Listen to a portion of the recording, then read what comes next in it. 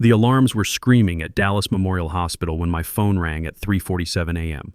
Emergency room monitors going dark, patient records locked out, backup systems failing one by one. The night supervisor's voice cracked with panic. "Mr. Palmer, we can't access anything." The new security update broke everything. I was already reaching for my keys when the irony hit me. 3 weeks ago, I would have been racing to fix this. Tonight, I was just Gordon Palmer, 54 years old, unemployed cybersecurity architect with 26 years of experience that apparently meant nothing to Stephanie Morrison and her son Brian. Let me back up and tell you how I got here. I'm Gordon Palmer, but everyone calls me Gordy. 26 years ago, I walked into Sentinel Guard Technologies as a junior network engineer fresh out of the Army Corps of Engineers. No fancy MBA, no family connections, just a guy who understood that when you're protecting critical infrastructure, failure isn't an option. I built my career the old-fashioned way, started pulling Ethernet cables and working my way up through every level of the company. Back in the day, I'd crawl under raised floors in server rooms, trace network problems by hand, and stay up all night making sure hospital systems stayed online. While other guys were coaching Little League or taking weekend fishing trips, I was in those server rooms making sure power grids stayed secure. Cost me my marriage, cost me time with my kids, Tommy and Lisa. But I told myself it mattered. What we did kept people alive. When a dialysis machine needed to communicate with a central database, or when military communications had to stay encrypted, my work was the invisible foundation keeping everything running. Over the years, I designed the zero-point architecture that protected everything from military communications to medical devices. 42 patents with my name on them worth $1.1 billion in licensing deals. Not bad for a kid from small-town Texas who started out as a cable installer in the Army. The relationships took even longer to build. Dr. Heinrich Muller in Munich, who trusted me to secure his medical device network. Colonel Janet Foster at North Point Defense Solutions, who'd call my personal cell when classified systems needed updates. Hospital administrators from Dallas to Detroit who knew my voice meant their patients were safe. These weren't just business contacts. They were people who'd been through midnight crisis calls with me, who'd watched me solve problems nobody else could handle. Trust earned over decades, one emergency at a time. When systems failed at 2 a.m., they called Gordon Palmer, not some corporate help desk. Stephanie Morrison became CEO 2 years ago. Harvard MBA, all polish and PowerPoints. She talked a good game about digital transformation and agile methodologies, but I could tell she didn't really understand what we did. To her, cybersecurity was just another line item on the quarterly report. She'd walk through our technical briefings, checking her phone, nodding at the right moments, but never asking the hard questions. Brian showed up 8 months ago, Stephanie's son, 28 years old, fresh from some startup that got bought out before it launched. Kid had never run a real security operation, never been woken up at 3 a.m. because a power grid was under attack, never had to explain to a hospital administrator why their patient monitoring systems were down. But he was family. That apparently counted for more than experience. I tried to mentor him, really tried.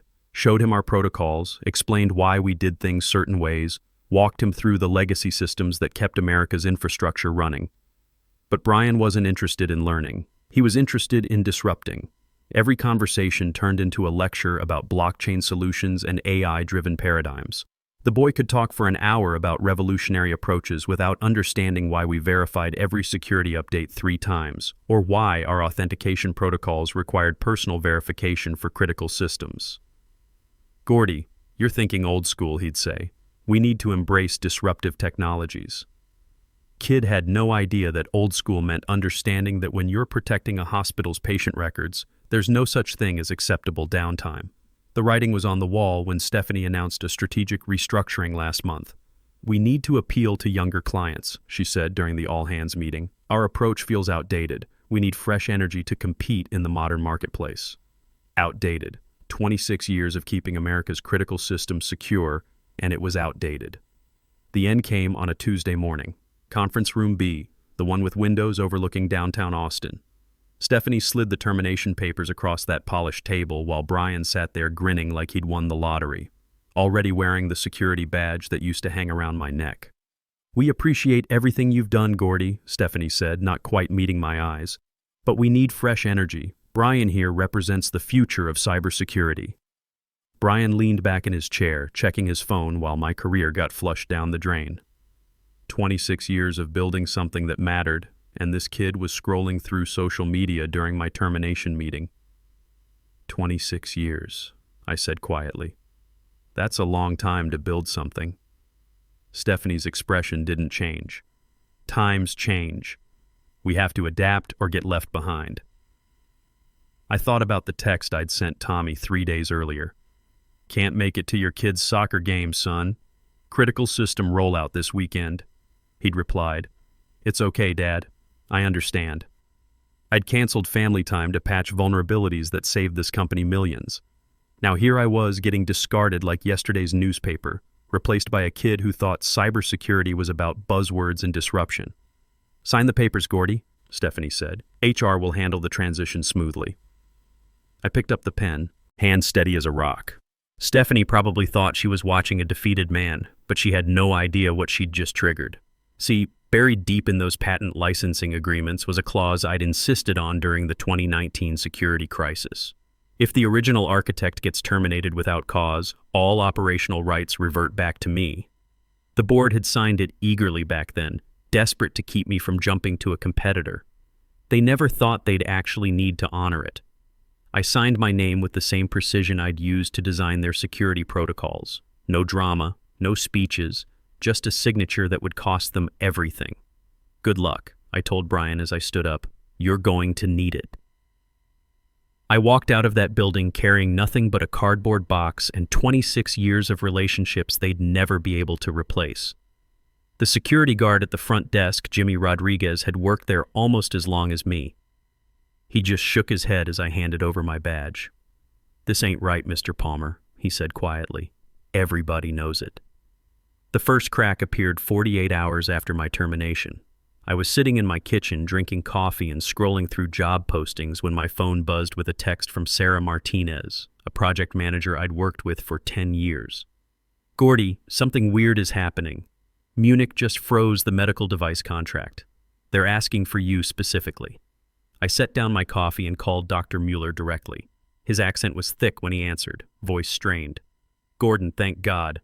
We received authorization requests from someone named Brian Morrison, but our protocols require your personal verification. The contract is very specific about this. I'm no longer with Sentinel Guard, Heinrich. Long pause. Then we have a problem. Without your authentication, we cannot proceed with the security updates. Our entire network remains vulnerable. Here's what these MBA types never understand. When you're securing critical systems, trust isn't transferable. You can't just hand someone a manual and expect 20 years of relationship building to transfer over. These people knew my voice, had my personal cell number for emergencies, trusted my judgment after years of midnight crisis calls. Within hours, the dominoes started falling. Colonel Foster at North Point Defense Solutions sent an automated response to Sentinel Guard's team. Original architect verification required. Contract suspended, pending authentication. St. Mary's Hospital System in Dallas couldn't validate their security protocols. Texas Power and Light needed my personal sign-off for grid protection updates. One by one, the partners I'd worked with for decades were asking the same question. Where's Gordon Palmer? My phone wouldn't stop ringing. Former colleagues confused and panicked. Gordy, they're saying half our contracts are frozen. Brian doesn't know the verification codes. Stephanie's calling emergency meetings every hour. I have to admit, I felt pretty good, watching it unfold. Not mean-spirited, more like watching the laws of physics work exactly as expected. You can't just remove the keystone from an arch and expect everything to hold together. See, Brian might have had my badge and my office, but he didn't have my relationships. When some kid these people had never heard of tried to authorize critical security updates, they did exactly what I'd trained them to do. They said no. Stephanie tried to fix it the MBA way with meetings and presentations. Brian put together a slick slideshow about next-generation security paradigms and AI-driven zero-trust architectures. Pure buzzword soup that sounded impressive but meant nothing to people who actually had to keep systems running. The partners listened politely, then asked to speak with Gordon Palmer. By day 5, the situation was getting serious. That's when Stephanie made her first real mistake trying to fix her original mistake. She had Brian post on LinkedIn about revolutionizing cybersecurity with blockchain-integrated solutions. The post went viral in our industry, and not in a good way. Comments ranged from professional skepticism to outright mockery. Who is this kid? Sentinel Guard fired Gordon Palmer for this? 26 years of experience replaced by buzzwords.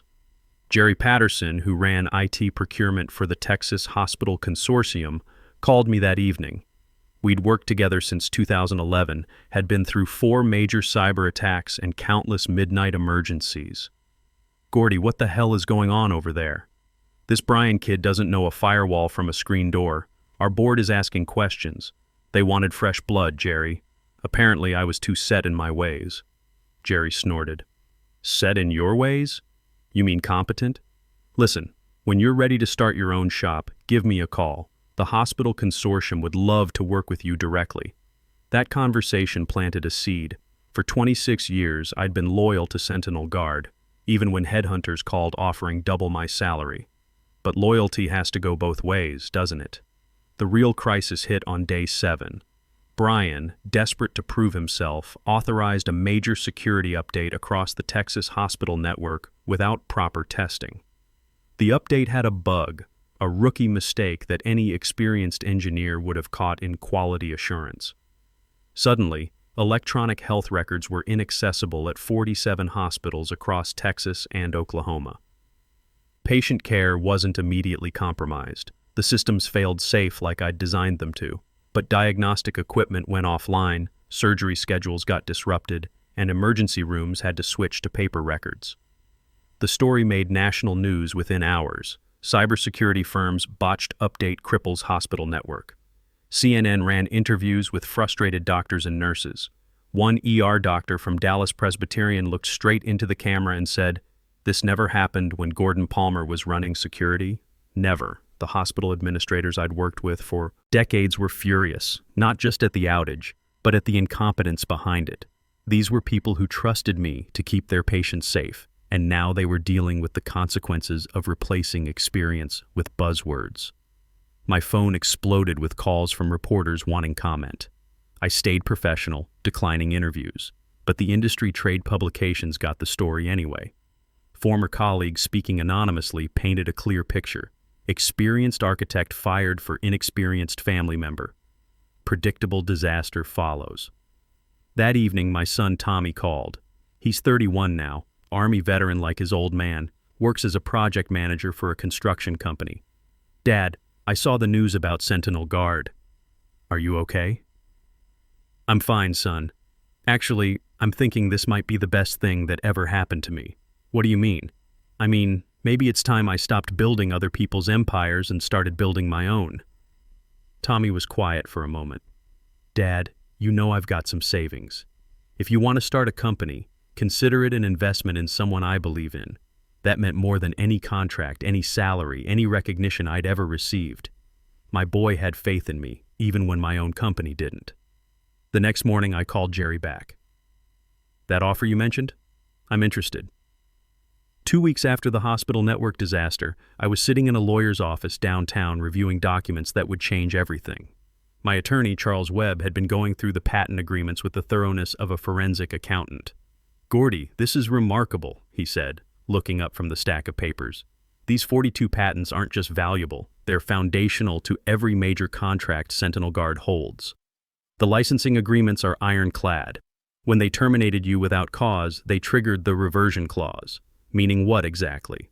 Meaning you now own free and clear intellectual property worth $1.1 billion. Every security protocol, every encryption algorithm, every intrusion detection system, it's all yours. I leaned back in my chair, letting that sink in.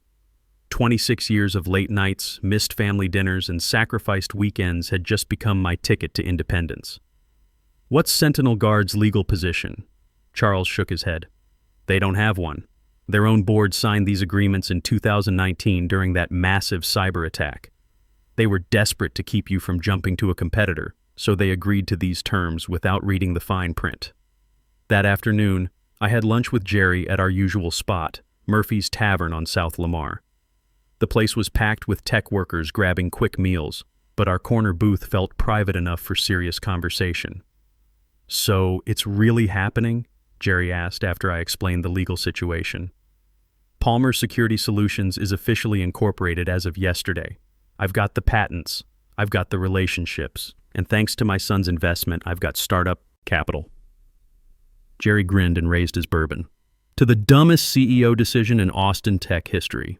We clinked glasses, but I wasn't feeling celebratory yet. Jerry, I need to ask you something serious. The hospital consortium, would they really work with a one-man operation? Gordy, let me tell you something. After Brian's disaster last week, our board held an emergency meeting. They voted unanimously to terminate the Sentinel Guard contract. We were just waiting for an alternative. What about liability, insurance, all the corporate safeguards? We've been working with you for 13 years. You think we care more about corporate letterhead than actual competence? Besides, half the hospitals in Texas are small operations themselves. They understand that the best expertise doesn't always come from the biggest companies. Over the next month, word spread through the industry like wildfire. Gordon Palmer was back in business, and he owned the technology that half of Austin's tech sector depended on.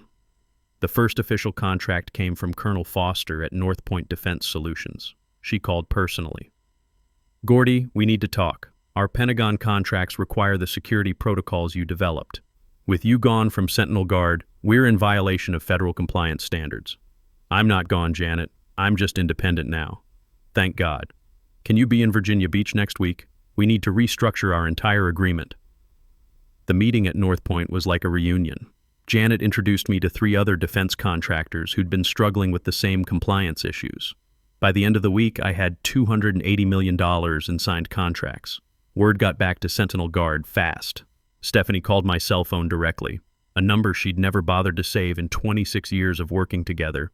Gordy, we need to discuss this situation. You're poaching our clients. I'm not poaching anything, Stephanie. These are relationships I built over decades. They're choosing to work with me because they trust my expertise. This is corporate theft. I'll sue you into bankruptcy. I kept my voice calm. Go ahead. Your own legal team will explain why that's not going to work. You fired the guy who owned the technology. Actions have consequences. She hung up without another word. The industry trades picked up the story within days. Veteran security architect strikes gold after controversial firing. The article detailed how Sentinel Guard had lost $450 million in contracts in 8 weeks, while my new firm was signing deals with major defense contractors and hospital systems. But the real validation came from an unexpected source. Senator Maria Rodriguez, chair of the Senate Cybersecurity Subcommittee, called personally. Mr. Palmer, I've been following your story with great interest. We're holding hearings on critical infrastructure protection next month. Would you be willing to testify as an expert witness? I'd be honored, Senator. Good. We need people with your experience helping us understand these threats. The recent hospital network failure has raised serious questions about private sector cybersecurity standards. You gotta love the irony. Brian's incompetence had created a national security discussion, and I was being called to Washington to help fix the problems his generation had created. Meanwhile, Sentinel Guard was imploding. Brian had made 4 more major mistakes, including a failed update that knocked out traffic management systems in downtown Austin for 8 hours. Stephanie was calling emergency board meetings weekly, trying to explain how she'd managed to lose both her chief architect and $450 million in contracts in 2 months. The tech blogs were brutal. How Sentinel Guard's CEO destroyed a billion-dollar company in 60 days. The article quoted anonymous employees describing a toxic environment where experience was dismissed and nepotism rewarded incompetence. My daughter Lisa visited that weekend, bringing my 2 grandsons to see my new office space. It wasn't much, 2,000 square feet in a converted warehouse, but it was mine. The boys, 6 and 4 years old, were fascinated by all the computer equipment. Dad, I have to ask, Lisa said, while the boys played with some old keyboards I kept around. Are you bitter about what they did? I thought about that for a moment, watching my 6-year-old grandson trying to figure out how a mouse worked. No, sweetheart, I'm grateful. Stephanie and Brian taught me something valuable, that 26 years of loyalty and expertise can't be replaced by family connections and buzzwords. They showed me I was worth more than they ever realized. Lisa smiled. So what's next? Next, we build something that matters, something that protects people without betraying the folks who make it possible. 8 months after walking out of Sentinel Guard with nothing but a cardboard box, I was sitting in a Senate hearing room in Washington, D.C., preparing to testify before the Cybersecurity Subcommittee. The nameplate in front of me read Gordon Palmer, CEO, Palmer Security Solutions. Senator Rodriguez had done her homework. Her opening statement detailed how critical infrastructure failures had increased 300% in the past year, with most incidents traced back to inadequate security protocols and inexperienced management. Mr. Palmer, she said, you've been protecting America's critical systems for 26 years. In your expert opinion, what's causing this dramatic increase in failures? I leaned into the microphone. Senator, it's simple. Companies are prioritizing cost-cutting and nepotism over competence. They're firing experienced professionals and replacing them with cheaper, less qualified alternatives. The recent hospital network failure in Texas is a perfect example. The cameras captured every word. Brian's LinkedIn posts about revolutionizing cybersecurity were projected on screens behind me as I explained in technical detail exactly how his incompetence had endangered patient lives. When you replace 26 years of experience with someone who's never handled a real crisis, I continued, you're not just risking money, you're risking lives. Every dialysis machine, every power grid, every emergency room system depends on people who understand that there's no such thing as acceptable downtime. That testimony made national news. Veteran cybersecurity expert exposes industry crisis. The story went beyond tech circles. It was about American workers being discarded for cheaper alternatives, about experience being devalued in favor of buzzwords and connections. The response was immediate. 3 Fortune 500 companies called that week wanting to audit their cybersecurity leadership.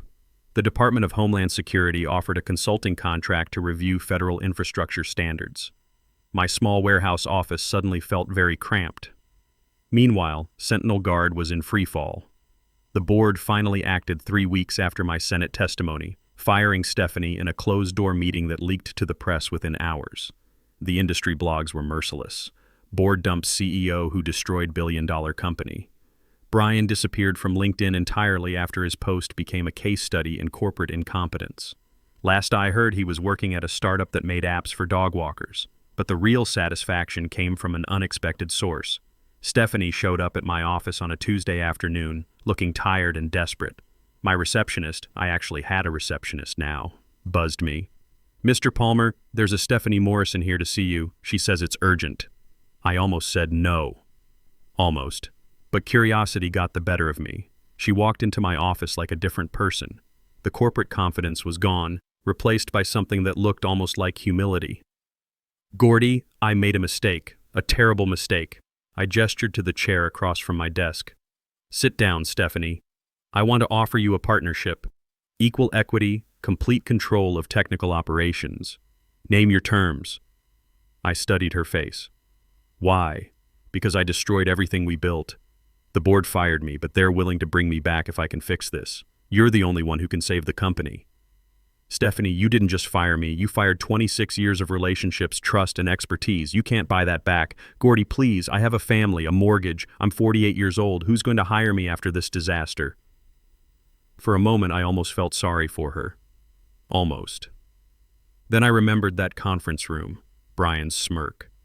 The dismissive way she'd slid those termination papers across the table. You should have thought about that before you decided experience didn't matter. She left without another word. 2 months later, Sentinel Guard filed for bankruptcy.